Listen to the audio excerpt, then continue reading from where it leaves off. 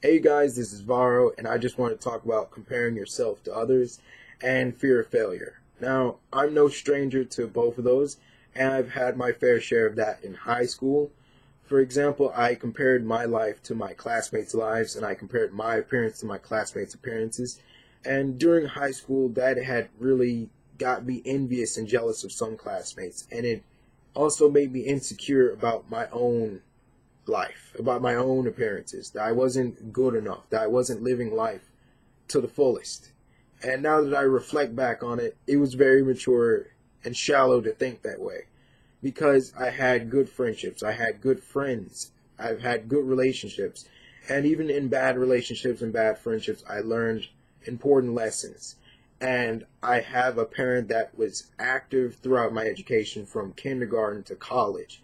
And I can't ask for anything better than that. I didn't have to fake who I was or fake my interests to fit in with anybody. I had friends that appreciated me for who I was and stood by my side for the most part.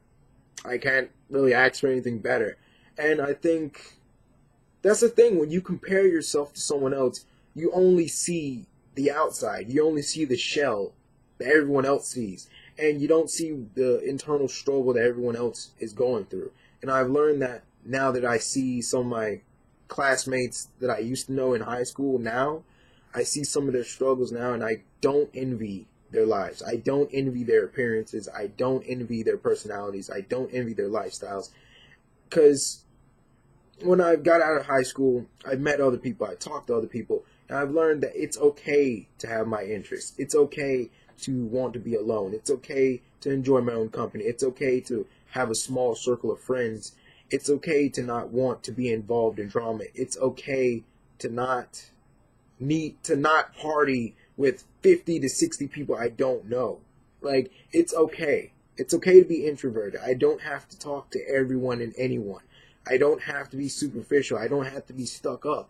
And that's the greatest thing about it. And I feel like when I compared myself to others, I had this exaggerated image of the person. To me, I put them on a higher pedestal than what they really were.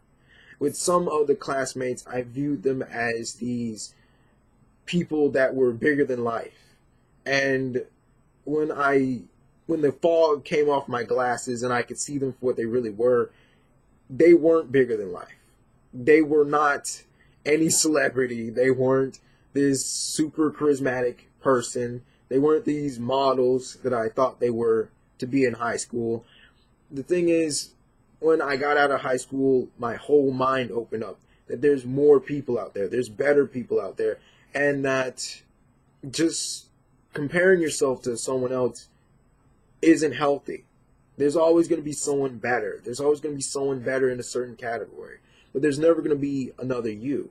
And comparing yourself to the external surface of someone else isn't accurate, and it definitely devalues you. It definitely devalues you.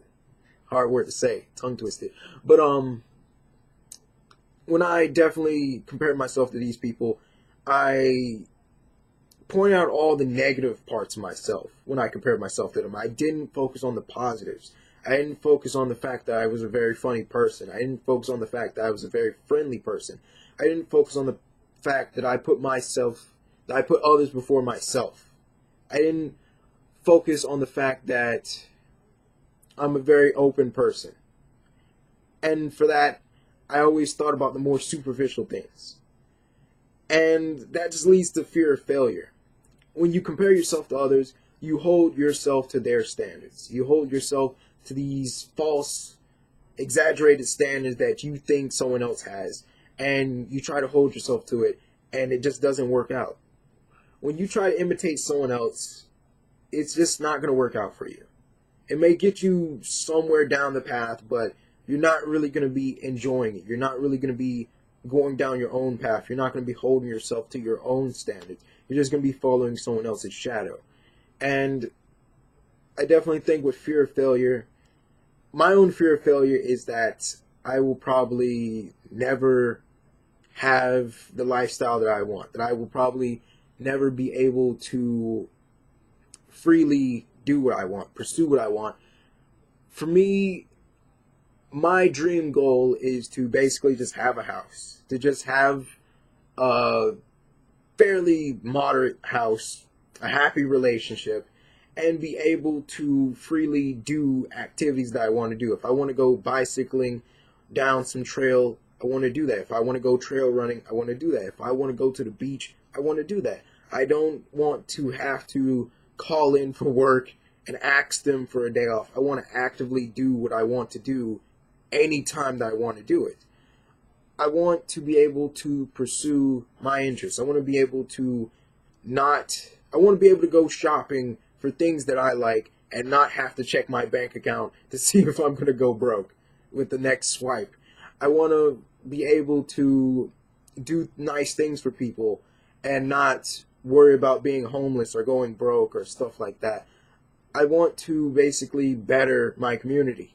I want to basically make things better for other people because I know what it's been like to not have anything, to not have anyone there for me.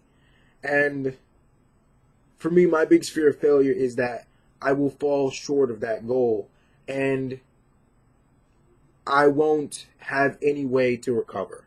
Like, I will be in my own pit and it just won't be no way of getting out of that. And that's scary. That's scary. And it's even more scary when people hold you to this higher standard than other people. In high school, some of my teachers said I might be president of the United States. I don't know about that. Some of my teachers hold me to this very high standard, being like this doctor level person with a PhD and something like that. And it's scary to be held to this higher standard than other people. My other classmates didn't get held to that same standard, and I feel like it's scary that I'm held to that standard because everyone viewed me as that smart person.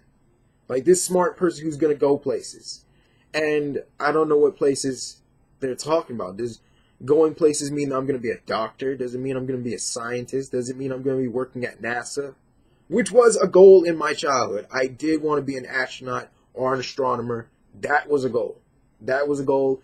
And it probably still is. It's just, that's a lot of time to focus my education onto that. And I don't know if I'm willing to devote myself to going into outer space for so long away from loved ones and all of that. I don't know. But I don't know. When people say I might be successful, it makes me worry. Like, what is successful? For me, I plan on being something that makes me happy, doing a job that makes me happy, being in a career that makes me happy, that I can actually explore the world and meet new people and have fun. And that I don't have to be bogged down by rules. That I don't have to be bogged down by these constrictions. And when people give me this higher standard to live by, my biggest fear is that I'll let them down, that I'll in some way disappoint them. When people tell me that I might be a doctor or a scientist, my biggest fear is that I might be nothing, and I might just let them down. These people had their hopes, and these people had their hopes in me. They had basically inspired me and motivated me, and they held me on this pedestal, and I fear that I won't be able to live up to it. That's my biggest fear. I don't know. This is a long vlog, almost like 9 minutes. I guess the moral of this whole video is, like, don't compare yourself to other people. What you see on the outside may be good, but on the inside it may be crappy.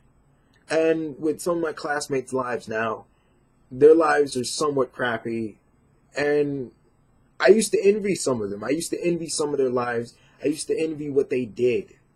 I used to envy how some of these people were working all these jobs, had all these good things, and now that I see some of them have, baby mama, baby daddy issues and child support and all these other issues going on and drama and drugs and everything like that, I don't want that.